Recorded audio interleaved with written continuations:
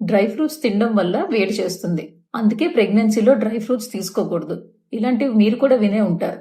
ఈ రోజు gynaecologist recommended dry fruits that you should definitely include in your diet discuss చేద్దాం.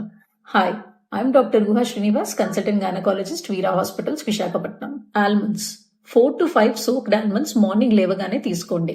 These are anti oxidant rich and also helps you in morning sickness.